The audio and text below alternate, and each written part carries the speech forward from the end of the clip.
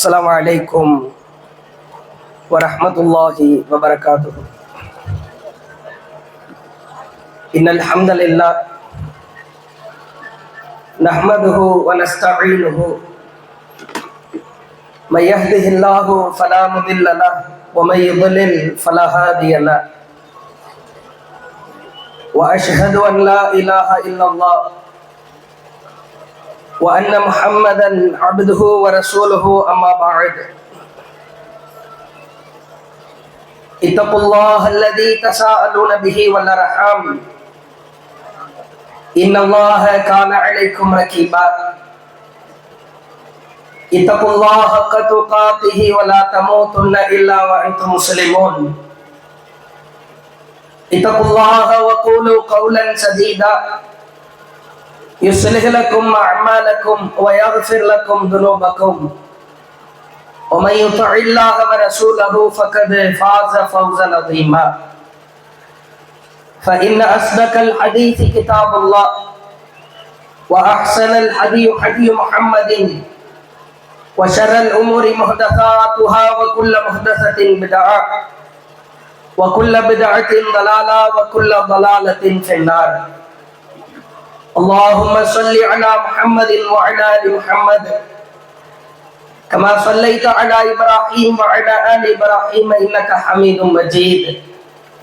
اللهم بارك على محمد وعلى آل محمد كما باركت على إبراهيم وعلى آل إبراهيم إنك حميد مجيد. கண்ணியத்திற்குரிய எல்லாம் வல்ல ஏக இறைவனின் அடியார்கள அல்லாஹுவின் மகத்தான பேரருளால் அருள் பொங்கும் புனிதம் மிகுந்த அல்லாஹுவின் அருள் மழை பொழிந்து கொண்டிருக்கிற ரமலான் மாதத்தை நிறைவு செய்தவர்களாக ஈதுல் ஃபித்ர் நோன்பு பெருநாள் தொழுகையை நிறைவேற்றியவர்களாய் அமர்ந்திருக்கிறோம். இந்த நல்ல தருணத்தில ரமலானுடைய மாதம் நம்மை எவ்வாறு செதுக்கியதோ பட்டை தீட்டியதோ அந்த பாக்கியத்தை பேரருளை இந்த திடலில் இருந்து வெளியேறுகிற பொழுது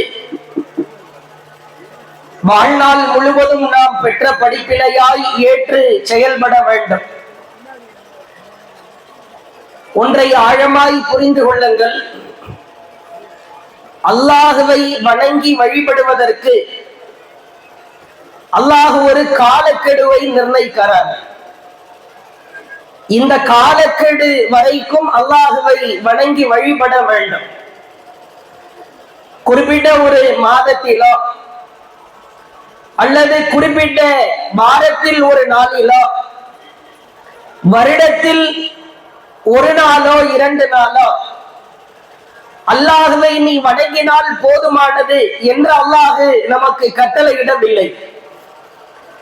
ரப்போடு உன்னை படைத்திருக்கிற உலகத்தை எல்லாம் ஆட்சி செய்து கொண்டிருக்கிற தன் கரத்திலே வைத்திருக்கிற இறைவனோடு நீ வணங்கி வழிபடுவதற்கான காலக்கெடு எதுவரை என்றால் நீ மரணிக்கிற வரைக்கும் இறைவனை வணங்கி வழிபட வேண்டும்.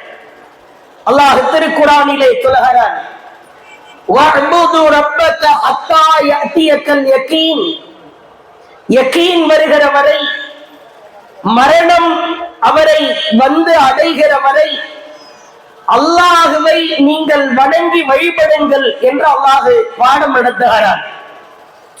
மரணம் வருகிற வரைக்கும் தொழ வேண்டும், மரணம் வருகிற வரைக்கும் நோன்பு நோக்க வேண்டும், மரணம் வருகிற வரைக்கும் தர்மத்தை ஜகாத்தை கொடுக்க வேண்டும்.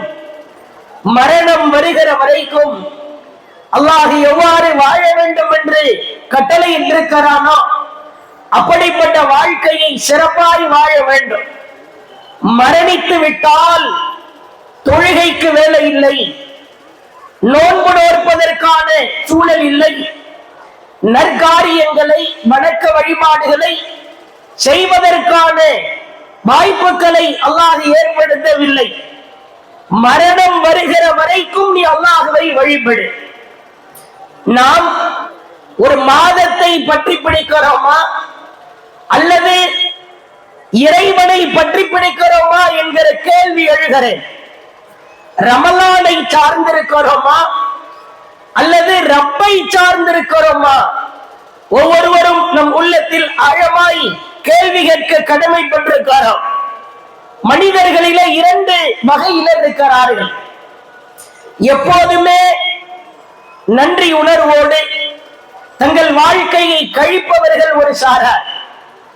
மற்றொரு சாரார் சந்தர்ப்பமான நேரத்தில் கஷ்டம் வந்தால், சோதனை வந்தால், சிரமம் வந்தால் அந்த குறிப்பிட்ட நேரத்தில் மட்டும் அல்லாஹ்வை அழைப்பது. இஸ்லாமியர்களே, தாய்மார்களே, சகோதரர்களே, ஆபத்தான நேரத்திலே அல்லாஹ்வை அழைப்பதை, அந்த நேரத்தில் மட்டும் அழைப்பதை அல்லாஹ் விரும்பவில்லை.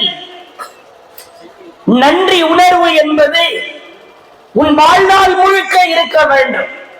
உனக்கு சிரமத்தை கொடுக்கிற நேரத்தில் மட்டும் நீ அல்லாஹ்வை அழைப்பாயா அல்லது ஒரு குறிப்பிட்ட மாதத்திலே மட்டும் இறைவனை வணங்குவாயா?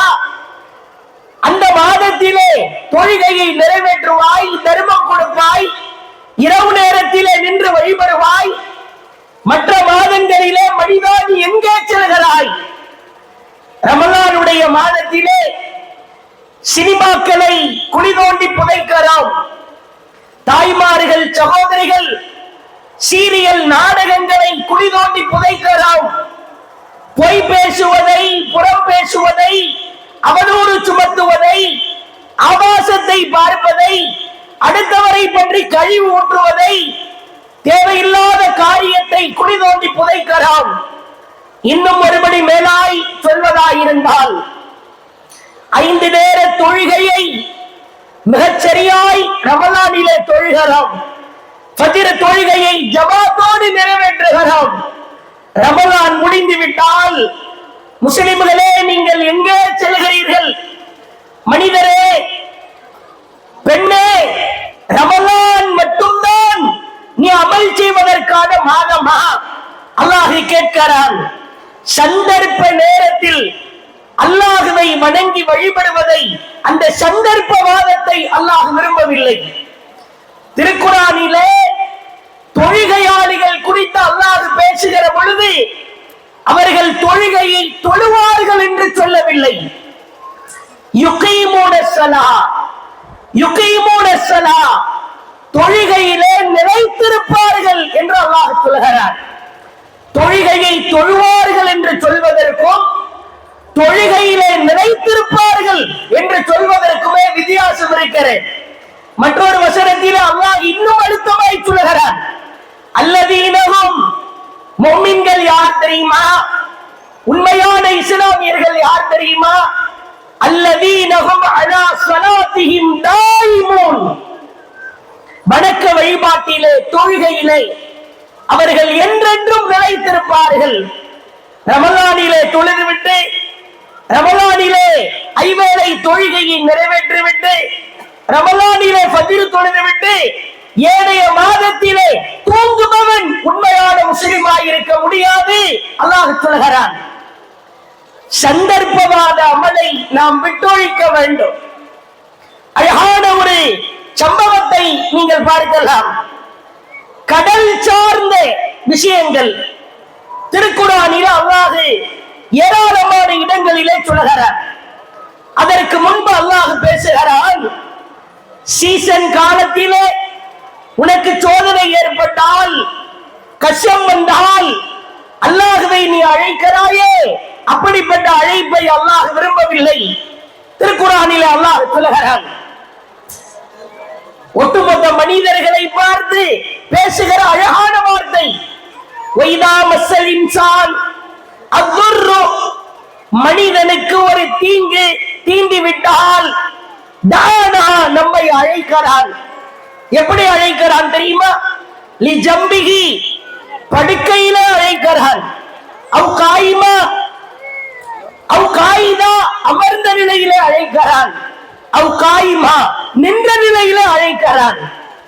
சோதனை, நோய்வாய்ப்படுதல், பாதிப்பு ஏற்படுதல், அல்லாஹ் அல்லாஹ் அல்லாஹ் வாயை திறந்தால், படுத்தால், நின்றால், நடந்தால் அல்லாஹ் காப்பாற்று, என் குடும்பத்தை காப்பாற்று, என்னை காப்பாற்று சொல்லிவிட்டு அல்லாஹ் சொல்லுகிறான், ஃபலம்மா கஷஃப்னா அன்ஹு துர்ரஹு, அவனிடத்திலிருந்து அந்த தீங்கை நாம் நீக்கிவிட்டால், மர்ரக அல்லம் யதுனா இலா துர்ர மஸ்ஸஹு, ஏதோ அவனை தீங்கி தீண்டாதவனை போன்று மாறிவிடுகிறானே.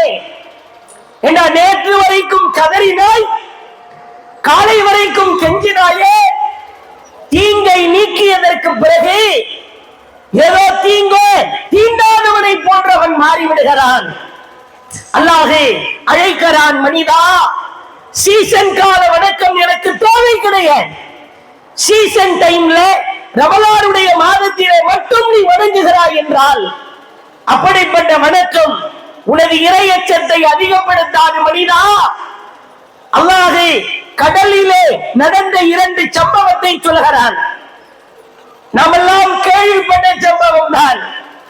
இறை தூதர் யூனுஸ் அலைஹிஸ்ஸலாம் கப்பலிலே பயணிக்கிற பொழுது அல்லாஹ்வின் நாட்டத்தினால் கடலிலே வீசப்படுகிறார். உடனே அந்த கடலிலே மிகப்பெரிய மீன் ஒன்று அவரை விழுங்கி விடுகிறது. கெஞ்சுகிறார், இறைவனிடத்திலே கதறுகிறார், லா இலாஹா இல்லா அன்த சுப்ஹானக இன்னி குன்து மினல் ஸாலிமீன், இறைவா எனக்கு நானே அநியாயம் செய்து கொண்டேன், நீ தூயவன் ரப்பே, நீ என்னை பாதுகாத்து காப்பாற்றி விடு இறைவா என்று கெஞ்சுகிறார். அல்லாஹ் அவர் குறித்து சொல்லுகிறான், யூனுஸ் யார் தெரியுமா?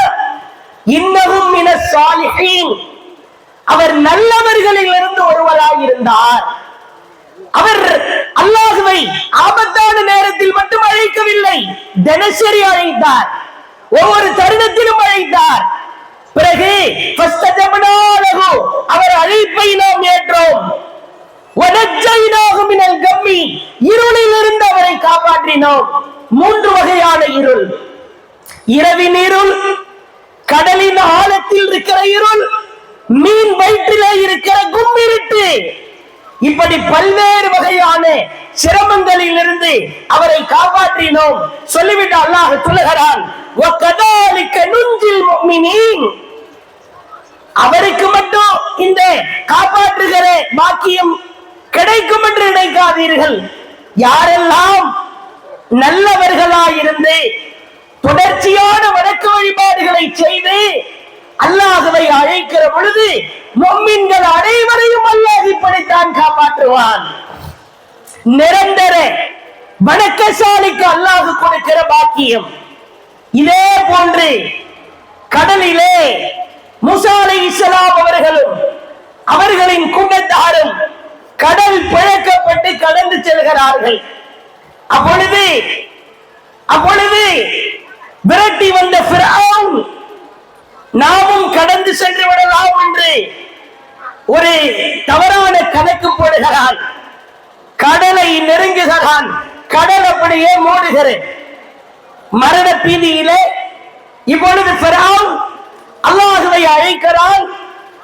லா இலாஹா இல்லல்லதி ஆமனத் பிஹி பனு இஸ்ராயீல், இஸ்ரவேல சமுதாய மக்கள் எந்த இறைவனை ஏற்றார்களோ அதே இறைவனை நானும் ஏற்கிறேன், நம்புகிறேன், அவனை தவிர வேறு இறைவன் இல்லை என்றான். சந்தர்ப்பவாதம். ஷைத்தானை விட உச்சபட்ச கேடு கெட்டவன் ஃபிரௌன். ஷைத்தான் கூட நான் கடவுள்னு சொல்லவே இல்லை. ஃபிரௌன் சொன்னான், அன ரப்புக்குமுல் அலா, நான் தான் கடவுள் என்றான். இப்பொழுது அல்லாஹ் கேட்கிறான், ஏண்டா சாவு கண்ணுக்கு முன்னாடி தெரிந்தால் அழைப்பாயா? சந்தர்ப்பவாதியே. அல்லாஹ் கேட்கிறான், அல்லாஹ் இப்பதான் கண்ணு தெரிஞ்சிச்சா? அடே இவ்வளவு நாள் கெஞ்சினாரே, கதறினாரே, நீ மாறி செய்தாய், உன்னை காப்பாற்ற மாட்டோம். சொல்லிவிட்டு அல்லாஹ் சொல்லுகிறான், நீ கடவுள் என்றாய், நான் தான் உயர்ந்த கடவுள் என்றாய். சாவுக்காக வானமும் அளவில்லை, பூமியும் அளவில்லை. நீ செத்து போயிருக்கிற யாருக்கு பேரிழப்பு? இஸ்லாமியர்களே, கடலிலே நடைபெற்ற 2 சம்பவம். ஒன்று, நிரந்தரமாய் அமல் செய்தவர் கடலிலே சிக்கப்படுகிறார், அல்லாஹ்வின் பேரருளால் காப்பாற்றப்படுகிறார். மற்றொன்று, சந்தர்ப்பவாதியாய் நடித்த ஆபத்து நேரத்திலே மட்டும் அல்லாஹ்வை அழைத்த ஃபிரௌன் கடலிலே மூழ்கடிக்கப்படுகிறான். அல்லாஹ் அவன் வாயிலே மண்ணை அள்ளி போட்டான். இந்த 2 நிகழ்வு நமக்கு நடத்துகிற பாடம், நாம் நிரந்தர வணக்கசாலியாய் மாற வேண்டும். சகோதரர்களே, யோசித்து பாருங்கள், ரமலானுடைய மாதம் நம்மை எவ்வாறு பட்டை தீட்டியது. பொய் பேசுவதற்கு நாவு வரவில்லை, புறம் பேசுவதிலிருந்து தவிர்த்திருந்தோம். அவதூறு பேச்சுக்கள், தேவையில்லாத காரியங்கள். இளைஞர்களே, வாலிபர்களே, ஆபாச படங்களை பார்ப்பதிலிருந்து ரமலான் உலக பற்றை உடைத்தெறிந்தது. தொலைக்காட்சி பெட்டியிலே சினிமா படங்களையோ பாடல்களையோ கேட்பதிலிருந்து இந்த ரமலான் நம்மை பாதுகாத்தது. தயவு கூர்ந்து நாமே கட்டி எழுப்பி இருக்கிற இந்த 1 மாதம் சிறிது சிறிதாய் கட்டிய மாளிகையை நம் கரத்தால் நாம் உடைத்து விடக்கூடாது. உலக பற்றை ரமலான் சுக்குநூறாய் தவிடுபடியாக்கி இருக்கிறேன். தொழுகைதான் எனக்கு முக்கியம், உண்மைதான் முக்கியம், நீதிதான் முக்கியம், நேர்மைதான் முக்கியம்.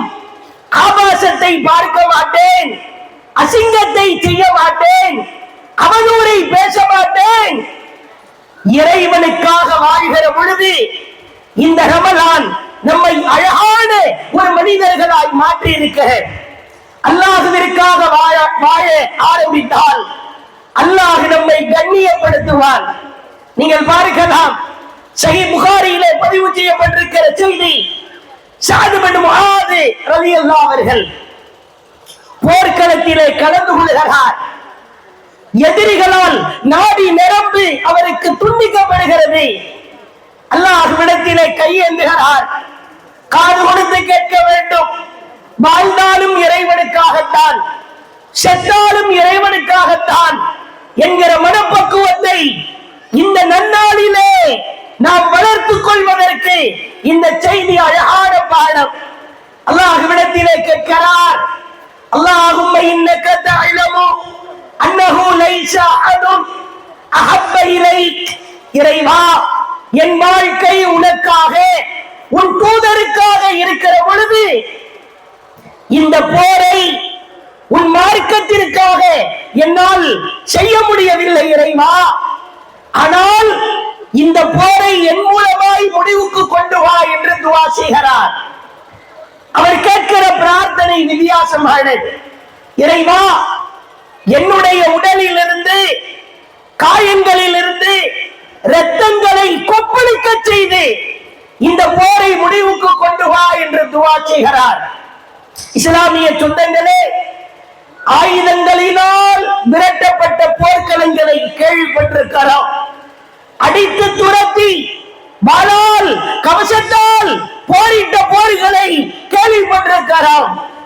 ஸஅத் பின் முஆத் அவர்களின் இரத்தத்தால் ஒரு போர் முடிவுக்கு வருகிறது. ஃபன்ஃபஜரத் மின் லப்பதிஹி, அவர் காயத்திலிருந்து இரத்தங்கள் அப்படியே ஆறாய் ஓட ஆரம்பித்து அந்த இரத்தத்தை பார்த்து எதிரி ஓடுகிறான். அந்த காயத்திலேயே அவர் மரணிக்கிறார்.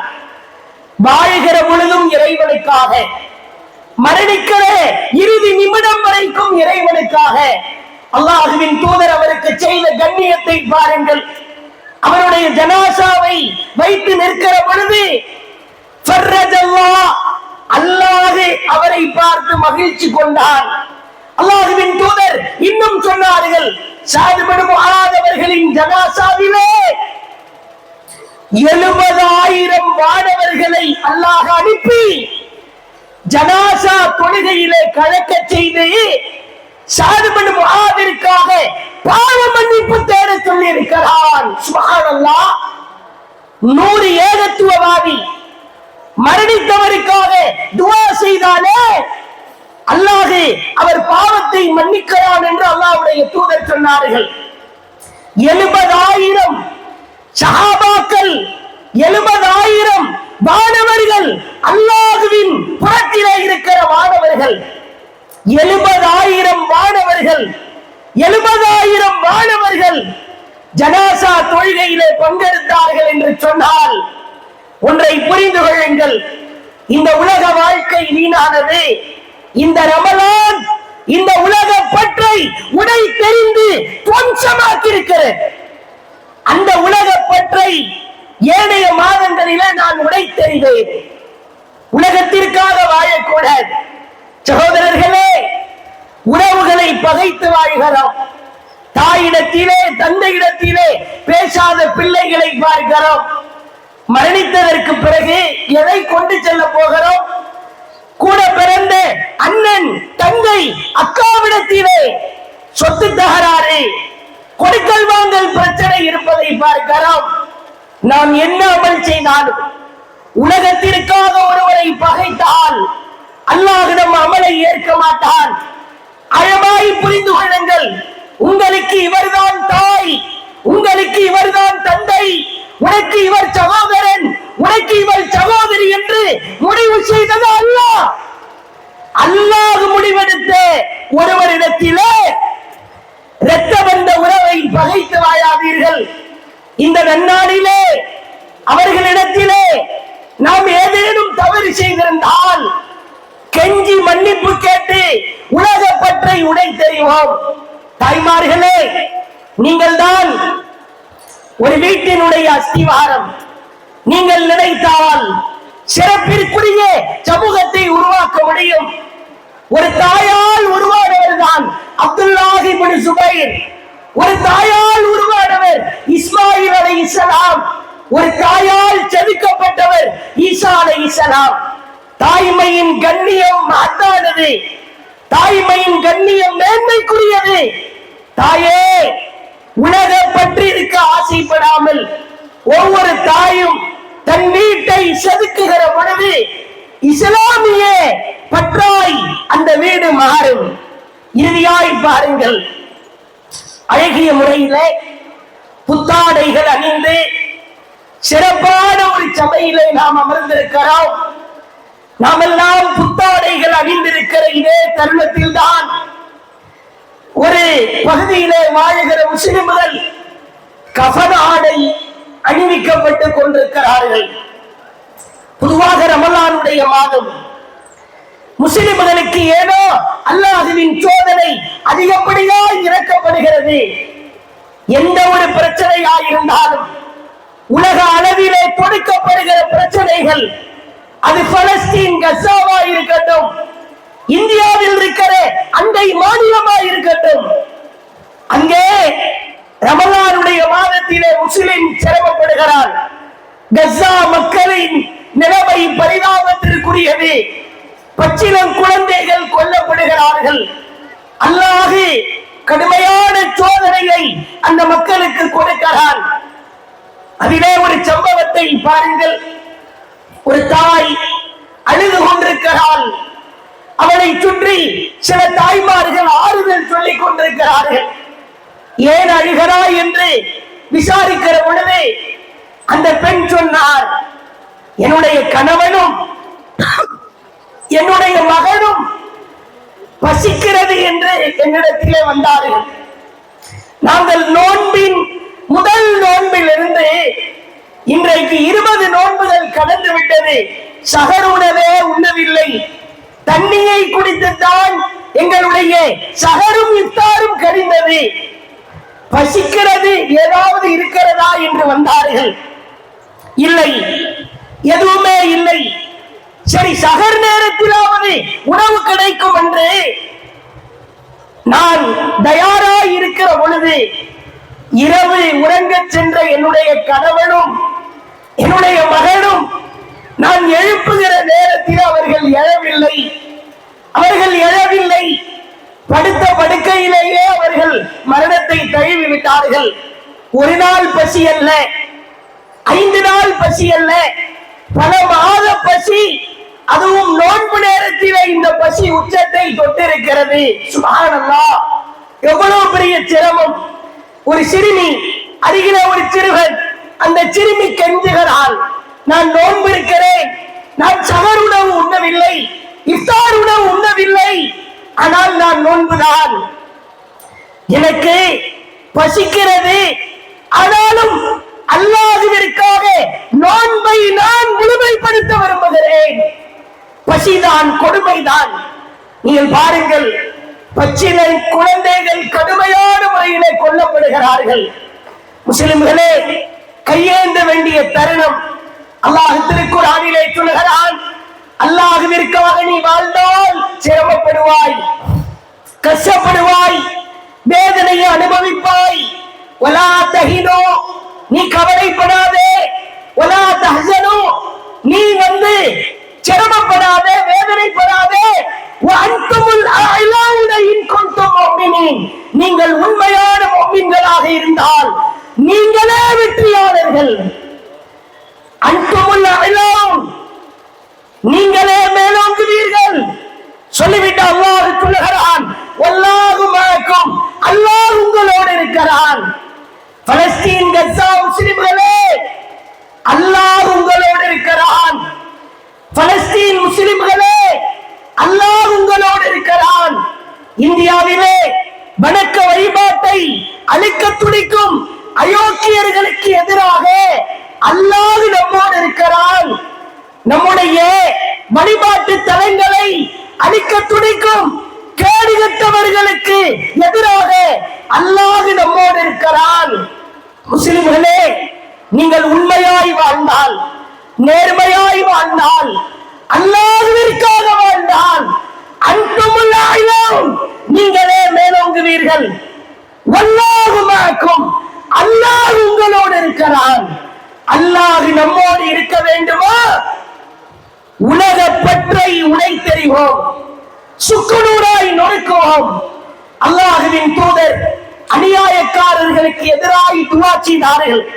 அல்லாஹும்ம இன்னா நஜஅலுக ஃபீ நுஹூரிஹிம், அல்லாஹ்வே, ரப்பே, அவர்கள் எங்கள் கழுத்துக்களை வெட்டுகிறார்கள், எங்களை கூறு போடுகிறார்கள். இறைவா, அல்லாஹும்ம இன்னா நஜஅலுக ஃபீ நுஹூரிஹிம், அவர்களின் கழுத்துக்களிலே உன்னை நாங்கள் ஆக்குகிறோம். இறைவா, அவர்களை விட்டு வைக்காதே. உலக அளவிலே இஸ்லாத்தையும் இஸ்லாமியர்களையும் அழிக்க நினைப்பவர்களை விட்டு வைக்காதே. வனஊது பிக மின் ஷுரூரிஹிம், இறைவா, அவர்கள் செய்கிற தீங்கிலிருந்து எங்களை காப்பாற்றுவாயாக. இறைவா, அவர்கள் செய்கிற தீங்கிலிருந்து எங்களை காப்பாற்றுவாயாக. வஸப்பித் அக்தாமனா, எங்கள் பாதங்களை உறுதிப்படுத்துவாயாக என்ற அல்லாஹ்விடத்திலே இறைஞ்சி கெஞ்சுவோம். உடனே கலைந்து செல்லாமல் நம்முடைய வாழ்நாளில் நாம் அனுபவிக்கிற எல்லா கஷ்டங்களையும் ஒரு சில நிமிடங்கள் அல்லாஹ்வின் அருள் மழை இறங்குகிற இந்த இடத்திலே கையேந்துங்கள். படிப்பில் சிரமமா, பசியில் சிரமமா, குடும்பத்தில் நோயா, குடும்ப பிரச்சனையா, இறைவா என்னை பார், இறைவா, இறைவா என் கஷ்டத்தை நீக்கி இறைவா என்று அல்லாஹ்விடத்திலே கெஞ்சுங்கள். இறைவா, பாதிக்கப்பட்டு கொண்டிருக்கிற உலக அளவிலே வாழ்ந்து கொண்டிருக்கிற முஸ்லிம்களை நீ பாதுகாப்பாயாக. கஸா மக்களை அழித்துக் கொண்டிருக்கிற அயோக்கியர்களை இறைவா நீ பார்த்துக்கொள் என்று அல்லாஹ்விடத்திலே கெஞ்சுவோம். அல்லாஹ் இந்த அருள் மழை இறங்குகிற இந்த இடத்திலே நம் அனைவரின் கஷ்டங்களையும் சோதனைகளையும் அல்லாஹ் நீக்குவானாக. முஸ்லிம்களே, அன்துமுல் அஅலாவுன், நீங்கள் மேலோங்குவீர்கள்.